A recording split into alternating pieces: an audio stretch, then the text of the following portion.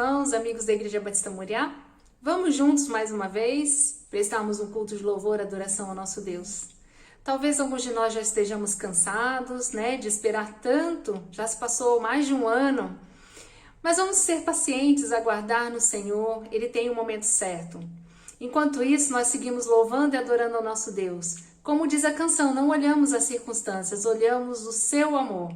E é por causa do amor de Jesus que nós estamos aqui juntos, estudando a sua palavra, cantando louvores e orando ao Senhor. Vamos juntos, irmãos, participar deste culto. Que Deus nos abençoe, dando a cada um de nós a sua graça, que é tão necessária na nossa vida e é suficiente para todos nós.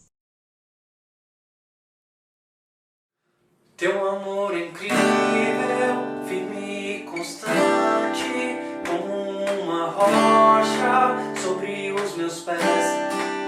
Ele me sustenta, isso é um mistério. Quando estou cercado, Ele me conduz.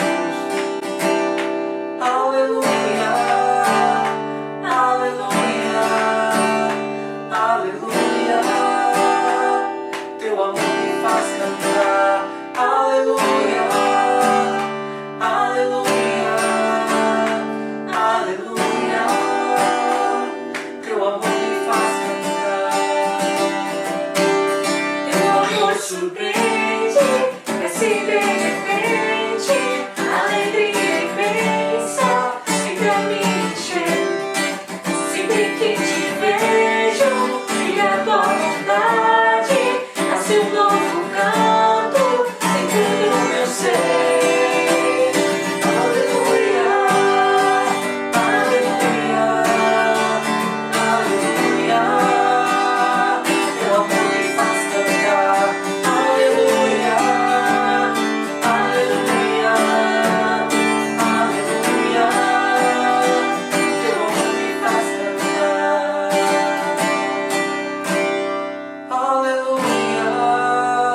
Aleluia, aleluia, aleluia. Teu amor me faz cantar. Aleluia, aleluia, aleluia. Teu amor me faz cantar. Aleluia, aleluia, aleluia.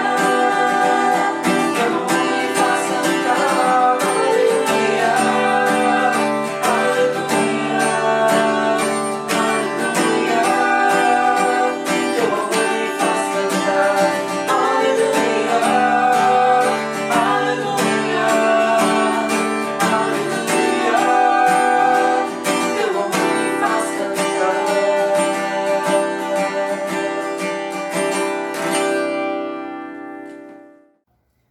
Bom dia, irmãs e irmãos. Em tempos de pandemia, nossa casa virou literalmente um refúgio. Mas o nosso maior refúgio é a sombra das asas de Deus. Que os irmãos possam sempre, na angústia, na tristeza, na alegria, no medo, nas aflições, se refugiarem em Deus, porque é dele que vem o nosso socorro. Vamos orar juntos? Bondoso Deus, te damos graça, Senhor, por mais um dia que o Senhor fez. Te damos graça, Senhor, por acordarmos nesse dia, por podermos respirar, ó Deus, por termos as pessoas ao nosso redor, de dentro da nossa casa. Te louvamos. Obrigado, Senhor, por saber que o Senhor é o nosso maior refúgio. Obrigado por nos acolher, Senhor, em todas as situações das nossas vidas. Unidos agora, Senhor, clamamos a Ti pelas pessoas que sofrem neste dia, por terem perdido as pessoas que amavam, ou por estarem doentes em seus lares ou nos hospitais. Visita, Senhor, cada um deles. Querido Deus, visita as pessoas que estão passando algum tipo de necessidade, que o Senhor abra as portas, abra portas de trabalho, que o Senhor movimente, ó Deus, as nossas mãos para abençoar pessoas, que o Senhor esteja levando o teu socorro a quem precisa neste momento.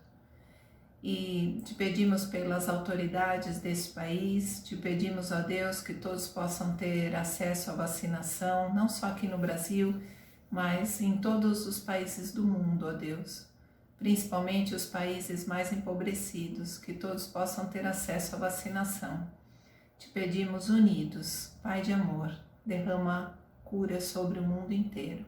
Oramos agradecidos em nome de Jesus. Amém. Amém. Que todos tenham um bom dia. Oscilando minha fé, Cristo valerá. Perseguido sem mercê, Ele valerá. Ele valerá. Ele valerá. Seu amor por mim não muda. Ele me valerá. Crente inútil eu serei se me não valer. Pois serviço prestarei sem o seu poder. Ele valerá. Ele valerá. Seu amor por mim não muda. Ele me valerá. Com seu sangue me comprou, não me deixará. Vida eterna me outorgou, se me valerá. Se me valerá. Ele valerá.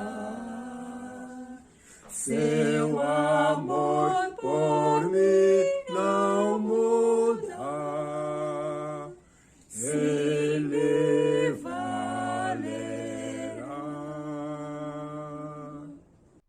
Bom dia! Que a paz de Jesus Cristo esteja sempre em nosso coração, na nossa casa e em toda a nossa vida. Dando continuidade ao estudo de personagens bíblicos, hoje aprenderemos com a mulher sunamita. A mulher da cidade de Sunem ou a mulher sunamita. Sunem vem do hebraico, significa lugar de repouso. Era uma cidade no território onde o profeta Eliseu exercia seu ministério. No texto bíblico, a sunamita é identificada como uma mulher israelita de nome não mencionado, rica, casada, mas sem filhos. No texto, no segundo livro dos Reis, capítulo 4, dos versos 8 a 37 e capítulo 8, de versos 1 a 6, a mulher sunamita apresenta algumas características. Primeira, satisfação em acolher visitas. Segunda, sensibilidade às necessidades do outro. Terceira, controle adequado das emoções. E quarto, segurança e convicção nas decisões. A história. Assim está registrada a história da mulher sunamita, no segundo livro dos Reis, capítulos 4, de 8 a 37 e capítulo 8, de versos 1 a 6. Certo dia, Eliseu foi à cidade de Sunem. Uma mulher rica que morava na cidade o convidou para fazer uma refeição em sua casa. Depois disso, sempre que ele passava por lá, parava para comer na casa dela. A mulher disse ao marido: sem dúvida, Esse homem que sempre passa por aqui é um santo homem de Deus. Vamos construir um quartinho para ele no terraço e mobiliá-lo com uma cama, uma mesa, uma cadeira e uma lâmpada? Assim, quando ele passar por aqui, terá um lugar para ficar. Um dia, Eliseu voltou a Sunem e subiu ao quarto para descansar e disse a seu servo Geazi: Geazi, chame a sunamita. Quando ela veio, Eliseu disse a Geazi que dissesse a ela: somos gratos por sua bondade e seu cuidado para conosco. O que podemos fazer por você? Podemos falar em seu favor ao rei ou ao comandante do exército? Não, respondeu ela. Minha família cuida bem de mim. Mais tarde, Eliseu perguntou a Geazi: o que podemos fazer por ela? Geazi respondeu: ela não tem filhos e o marido é idoso. Chama de novo, disse Eliseu. A mulher voltou e, enquanto ela estava à porta do quarto, Eliseu lhe disse: ano que vem, por esta época, você estará com um filho nos braços. Não, meu senhor, exclamou ela. Por favor, homem de Deus, não me dê falsas esperanças. Mas, de fato, a mulher ficou grávida. No ano seguinte, naquela mesma época, teve um filho, como Eliseu tinha dito. Certo dia, quando o menino estava mais crescido, saiu para acompanhar o pai, que estava no campo com os ceifeiros. De repente, o menino gritou: ai, que dor de cabeça! Seu pai disse a um dos servos: leve-o para casa para a mãe dele. O servo levou o menino para casa e a mãe o segurou no colo. Mas por volta do meio-dia ele morreu. Ela o carregou para cima e o deitou na cama do homem de Deus. Fechou a porta e o deixou ali. Então enviou um recado para o marido: mande um dos servos e uma jumenta, para que eu vá depressa falar com o homem de Deus e volte em seguida.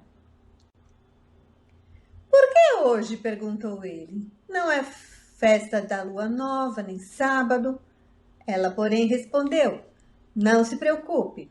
Então ela mandou selar a jumenta e disse ao servo: rápido, só diminua o passo quando eu mandar.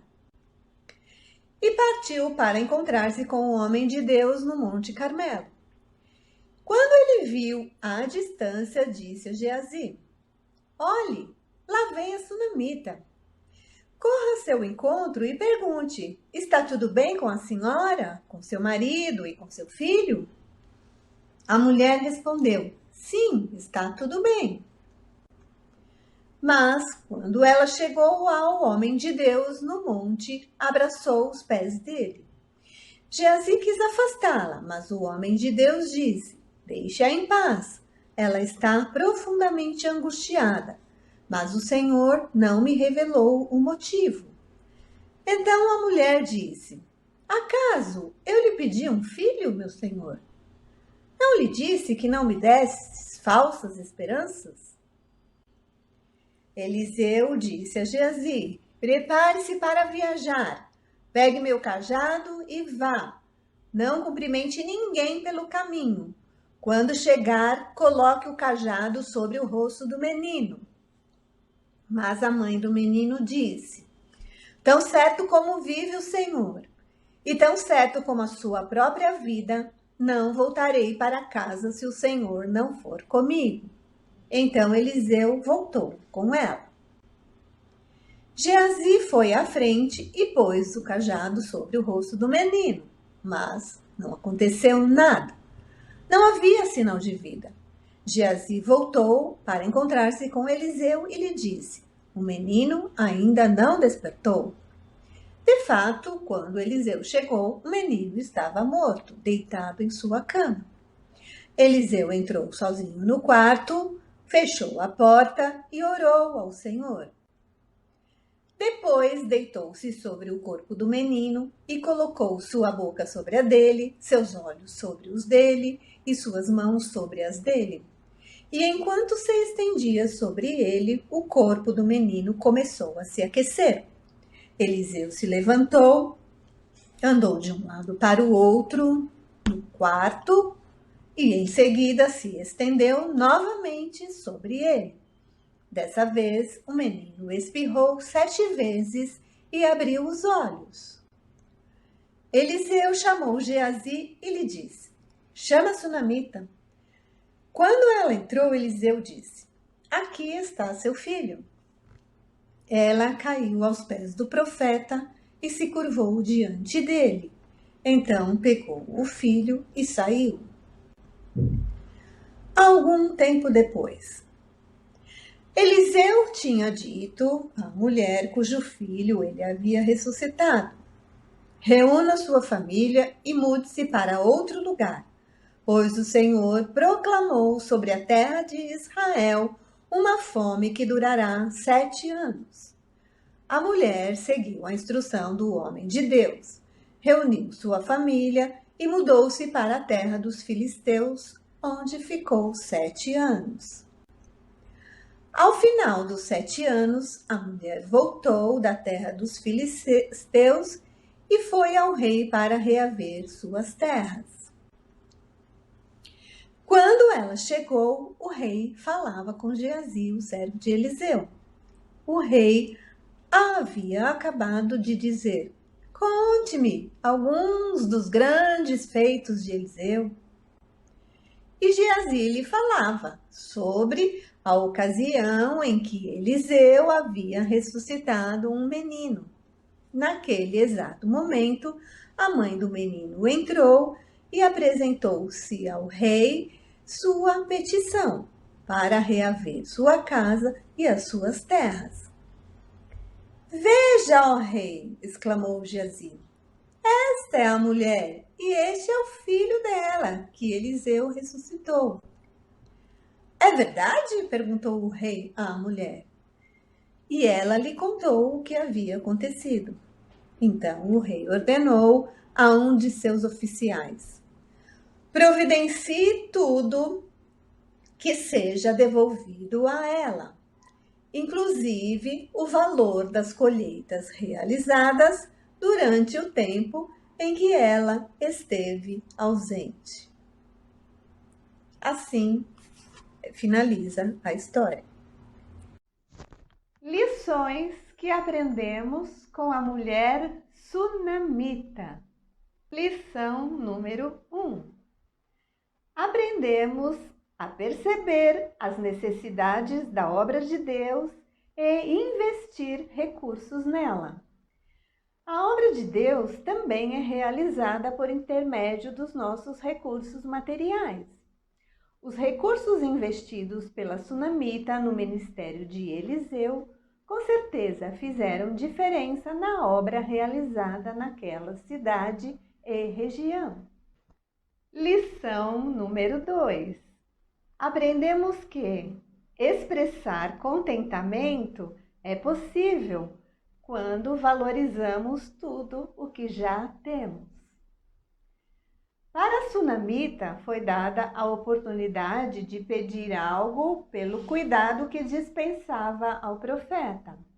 Sua resposta foi: eu tenho tudo o que preciso aqui no meio do meu povo, ou minha família cuida bem de mim. Ela ajudava sem esperar recompensa. No entanto, foi recompensada, tendo o filho que desejava e sendo poupada de enfrentar um período de fome pelo qual passaria sua região, porque foi avisada antecipadamente do fato por Eliseu. Lição número 3. Aprendemos que as intervenções de Deus nas adversidades da nossa vida acontecem da forma que Ele quer e no tempo dele. As adversidades fazem parte da nossa vida. Deus nos socorre da forma como quer e no tempo que quer. Eliseu enviou seu servo com seu cajado para trazer o menino de volta à vida, mas nada aconteceu. Eliseu nem mesmo sabia que o menino havia morrido antes da sunamita chegar.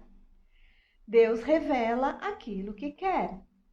Devemos depender única e exclusivamente de Deus para intervir nas nossas adversidades, sabendo que Ele tem o tempo e a forma certa para agir. Conclusão: cooperamos com a realização da obra de Deus, investindo nossos recursos nela. As adversidades fazem parte da nossa vida. Ainda assim, podemos ser pessoas ajustadas e equilibradas por tudo o que Deus já nos deu. E porque no tempo certo e da maneira que Ele quer, intervirá em nosso favor. Amém. Que Deus nos abençoe.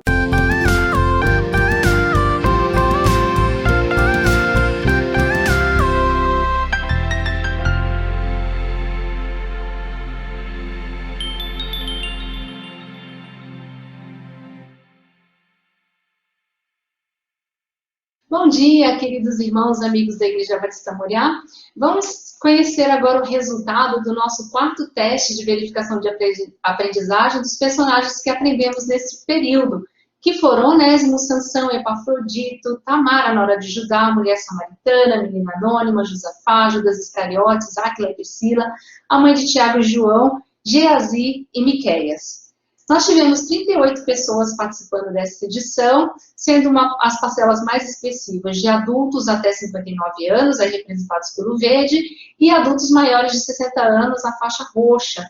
Mas também tivemos a participação de crianças, adolescentes e jovens. A maioria, 63%, são os membros da nossa igreja, e agradecemos aí quase 40% das pessoas que não são membros, mas que de alguma forma participam conosco das nossas atividades. Primeiro personagem que aprendemos com a irmã Maria José, 28 de fevereiro, foi Onésimo.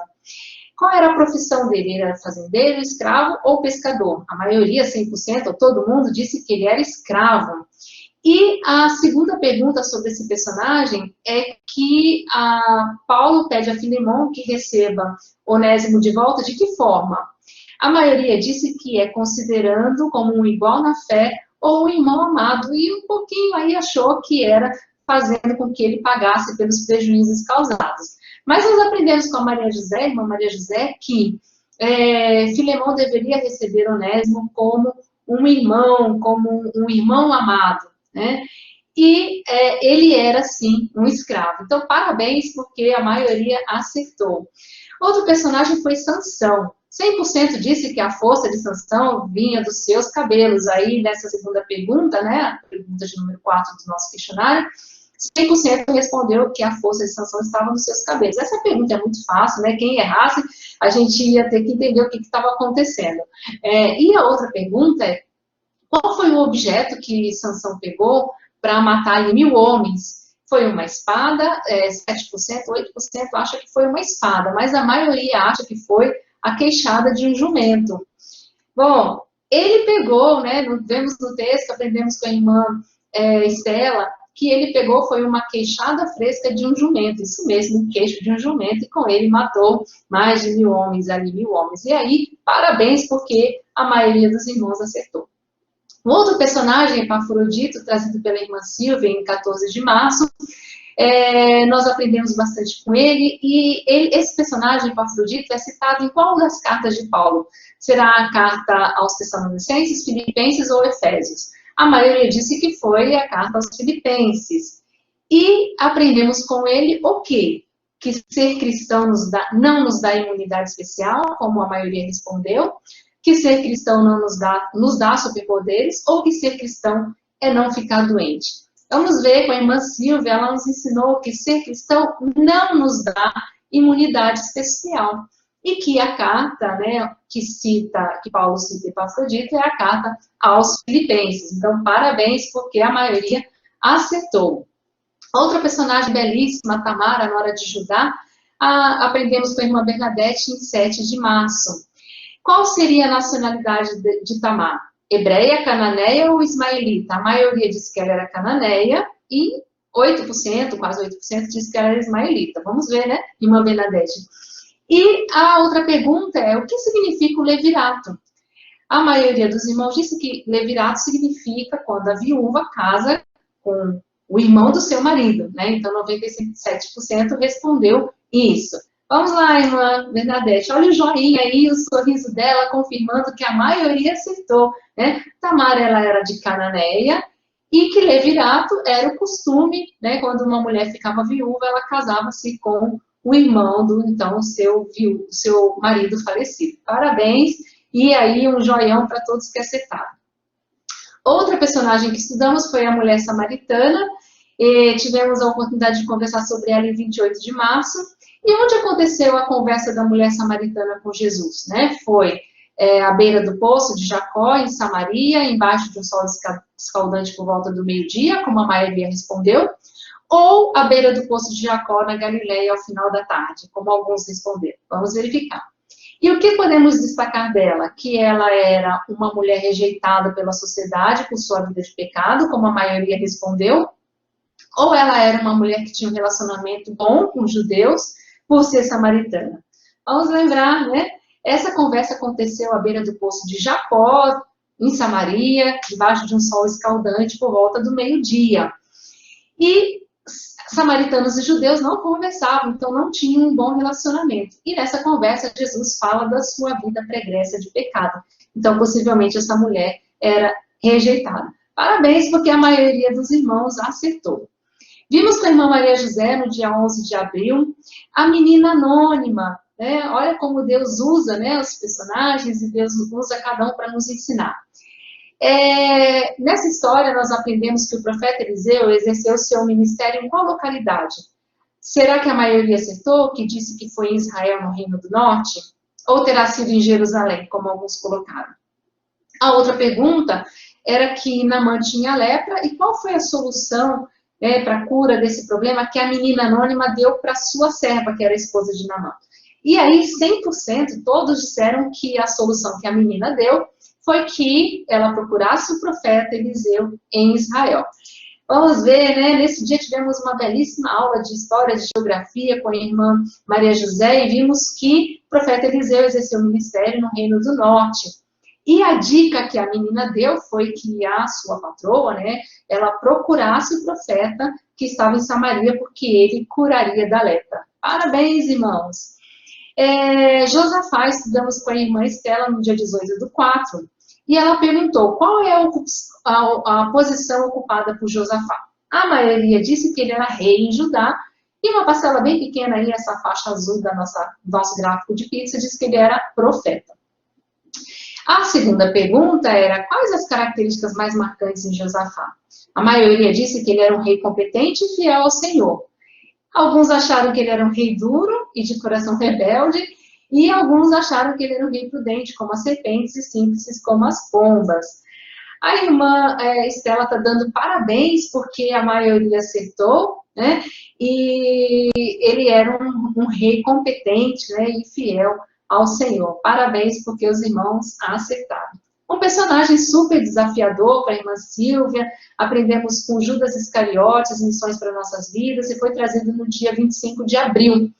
E a primeira pergunta, de onde que ele era? De onde que Judas Iscariotes era? Da Galileia, de Queriote ou da Arábia? A maioria disse que ele era de Queriote. E a segunda pergunta, ele era filho de quem? De Arão, Georão ou Simão? E aí a maioria respondeu Simão, mas alguns ainda arriscaram, né, que era Arão ou que era Georão. E aí os parabéns, né, que a irmã Silvia, os aplausos, né, de todos para quem acertou, porque a maioria acertou, ele era de Queriote, né, e nós vimos então que o pai dele era Simeão.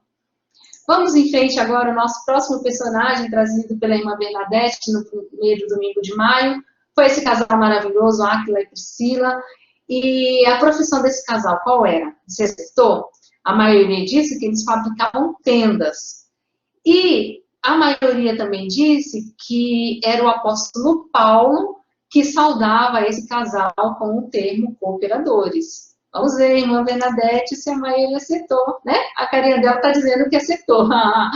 Eles eram fazedores de tenda, o casal, e era o apóstolo Paulo quem os chamava de meus cooperadores, um importante casal aí, missionários na igreja primitiva. No dia 8 de maio, nós tivemos a oportunidade de conversar um pouquinho, foi Dia das Mães, sobre a mãe de Tiago e João. Qual foi o pedido que essa mãe fez para Jesus? A maioria disse que foi que no reino de Jesus os seus filhos se sentassem uma à direita e outra à esquerda. Mas alguns disseram que o pedido foi que seus filhos acompanhassem Jesus como pescadores de homens. E a outra pergunta é, qual a lição que a gente aprende com essa mãe? A maioria disse que nós aprendemos com a mãe de Tiago e João que uma boa mãe sempre tem o que aprender sobre o que é ser melhor no reino de Deus. E alguns acharam que uma boa mãe sempre sabe fazer o melhor pedido. Mas nós vimos que, por melhor que seja uma mãe, ela pode se equivocar no entendimento do que é melhor para os seus filhos. Ela pediu que cada um dos seus filhos um se sentasse à direita e outro à esquerda no reino de Jesus. Mas Jesus disse que quem seria o maior era justamente aquele que servia. Então, talvez esse devesse ser o pedido da mãe desses dois discípulos. 16 de maio, aprendemos com a irmã Maria José sobre Geazi. E a pergunta era, ele era servo de qual desses profetas, né? Do profeta Eliseu, Isaías ou Josué, né? Então, aí, que bom que 100% respondeu o profeta Eliseu. Vamos ver, eu acho que todos acertaram. E a segunda pergunta sobre Geazi era qual foi o mal que ele foi acometido, porque ele fez uma coisa que desobedeceu a ordem do profeta Eliseu. E aí acometeu-se sobre ele um mal. A maioria disse que esse mal foi a lepra, 94,7%. A Maria José nos ensinou, sim, parabéns, era o profeta Eliseu, né? E a doença, o mal que ele sofreria, que Geazi sofreria, era que ele teria lepra no seu corpo. E o último personagem que nos trouxe foi a irmã Estela, no dia 31 de maio, foi o profeta Miqueias. A primeira pergunta sobre esse personagem era qual o significado do seu nome.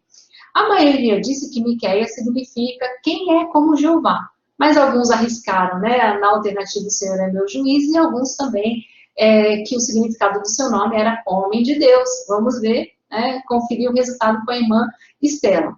E Miqueias foi levantado por Deus para profetizar em Judá. Sobre o quê? Sobre a volta de Jesus, sobre a palavra de Deus e anunciar a salvação, ou para anunciar juízo sobre Israel e conclamar arrependimento em Judá. A maioria disse que era para anunciar o juízo sobre Israel e conclamar arrependimento em Judá. A irmã Estela mandou esse bolo delicioso e esse joinha para todos, né? A maioria que acertou. Mas esse bolo é só para os que acertaram as duas questões, tá? Porque foi o personagem com maior índice de erros e aí a gente precisa fazer, alguns precisam fazer uma recuperação desse personagem. Agradecemos a todos, né? Tá aí o pastor Elias com um sorrisão, é um momento sempre gostoso quando nós estamos juntos, fazendo a verificação da nossa aprendizagem. E agradecemos a todos, queremos que Deus continue abençoando a nossa igreja, a nossa vida, que possamos sempre estar interessados em aprender as lições com os personagens que Deus colocou na Bíblia, estão lá registrados para que nós possamos aprender com eles. Um grande beijo a todos e saudades.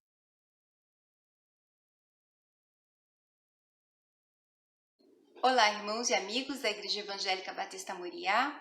Eu sou a irmã Bernadette e hoje estamos celebrando o Dia do Pastor.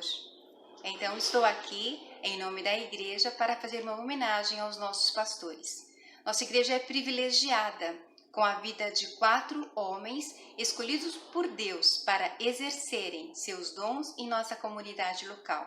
São eles: o pastor Elias Coutinho de Macedo, nosso presidente, o pastor Edson Corrêa Leite, o pastor Wilson Pereira Sampaio e o pastor João Domingos Cerqueira.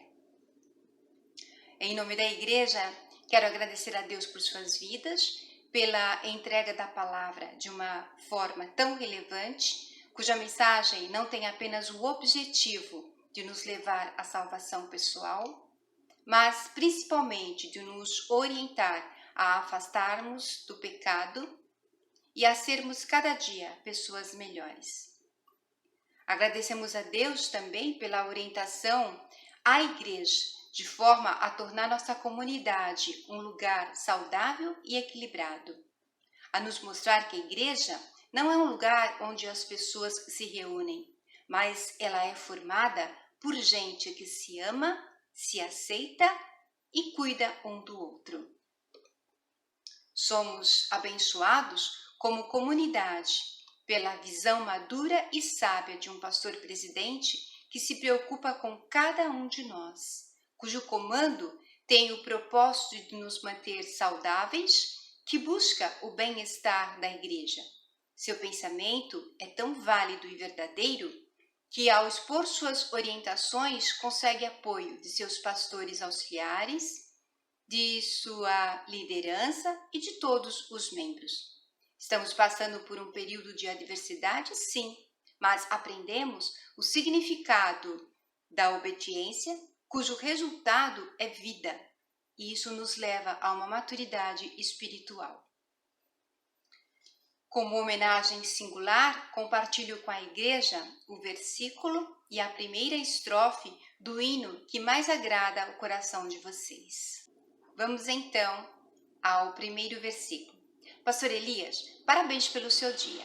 O versículo que eu vou ler está em Romanos 12, versos 12, que diz assim: Alegrai-vos na esperança, sede pacientes na tribulação e perseverai na oração. O hino é o 73 do Inário para o Culto Cristão. Louvamos Senhor e adoramos. Louvamos Senhor e adoramos. A ti, ó Deus, homem no céu assentado, que em tempo devido da terra humilhado por nossos pecados morreste na cruz. Pastor Edson, parabéns pelo seu dia. O versículo está em Miqueias 7, versos 7, que diz assim: Mas quanto a mim, ficarei atento ao Senhor, esperando em Deus, o meu Salvador, pois o meu Deus me ouvirá. O hino é o de número 14, do Inário para o Culto Cristão. Ao Deus de Abraão louvai. Ao Deus de Abraão louvai, do vasto céu Senhor, eterno e poderoso Pai e Deus de amor. Imenso é seu poder, que terra e céu criou. Louvor minha alma vai render ao grande eu sou. Pastor Wilson, parabéns pelo seu dia. Versículo está em Lucas 1, versos 37. Porquanto para Deus não existe nada que lhe seja impossível. Hino 155 do cantor cristão, o grande amigo. Em Jesus, amigo temos, mais chegado que o irmão. Ele manda que levemos tudo a Deus em oração. Ó, que paz perdemos sempre, ó, que dor no coração, só porque nós não levamos tudo a Deus em oração. Pastor Cerqueira, parabéns pelo seu dia. Versículo Salmos 46, versos 1. Deus é o nosso refúgio e a nossa fortaleza, auxílio sempre presente na angústia. O hino é o de número 380 do Inário para o Culto Cristão. Com a minha voz clamo ao Senhor. Com a minha voz clamo ao Senhor, com a minha voz ao Senhor suplico. Diante dele a queixar-me eu estou, diante dele exponho a minha aflição. Quando aqui dentro de mim esmorece o meu espírito, tu então conheces minha vereda. Olho a mão direita e vejo, não há quem me conheça, não há lugar onde me refugiar.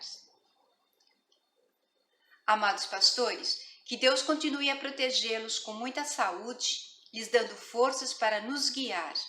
Obrigada por realizar o seu trabalho com alegria e pedimos a Deus que possamos expressar honra e gratidão através de nossa obediência. Que Deus os abençoe. Amados irmãos da Igreja Moriá, esse é um dia muito especial. É o dia que a gente comemora o Dia dos Pastores no mundo inteiro. E, em especial, hoje nós queremos homenagear os pastores da Igreja Moriá. Eu vou ler uma passagem que está em Mateus. Essa passagem é muito importante para que todo crente, todo servo de Deus, possa sempre ter ela gravada no seu coração, na sua mente. A passagem está em Mateus 22, a partir do versículo 34. Os dois grandes mandamentos. Os fariseus, quando souberam que eles fizeram emudecer os saduceus e reuniram-se todos, e um deles, doutor da lei, para o experimentar, interrogou-o dizendo: Mestre, qual é o grande mandamento da lei? Respondeu-lhe Jesus: Amarás o Senhor teu Deus de todo o teu coração, de toda a tua alma e de todo o entendimento. Esse é o grande e primeiro mandamento. E o segundo, semelhante a este, é: amarás o teu próximo como a ti mesmo. Desses dois mandamentos depende toda a lei e os profetas. Amados irmãos, nós somos privilegiados por termos pastores que prezam pela palavra de Deus, prezam pelo servir a Deus, prezam por cuidar de nós. Os nossos pastores são maravilhosos. Nós devemos obediência a eles, devemos respeito a eles. E eu quero hoje parabenizar todos os pastores do mundo inteiro, em especial os pastores da nossa igreja, que têm nos abençoado, que têm nos acolhido, têm nos protegido, têm nos orientado. Que esse dia seja um dia especial para vocês, pastores. Se sintam amados por nós, se sintam respeitados. Eu quero, nesse momento, orar com todos vocês, para que Deus possa agir na vida de cada um de nós, e em especial na vida dos nossos pastores. Oremos. Pai amado e querido Senhor, nós queremos te agradecer porque o Senhor tem nos colocado diante da tua palavra através dos ensinamentos da tua igreja, do cuidado dos pastores que o Senhor selecionou para cada um de nós. Obrigado, Senhor, porque o Senhor tem preparado um celeiro maravilhoso de bênçãos, de conforto, de orientação e de sabedoria. Nesse dia, Pai, queremos te pedir que a tua graça e a tua misericórdia seja com cada um dos pastores da nossa igreja, que possa dar saúde, paz, tranquilidade, sabedoria e discernimento a cada um deles. Nós os amamos e queremos contribuir com o teu reino nessa terra, através das suas orientações, através dos seus ensinamentos, Senhor. Nós queremos te pedir, Pai, que o Senhor abençoe a família de cada pastor da nossa igreja, que abençoe, Pai, o ministério da Igreja Batista Moriá, que tudo seja feito para a honra e glória do seu nome. Que tenhamos um dia na paz e na tranquilidade do Espírito. Amém.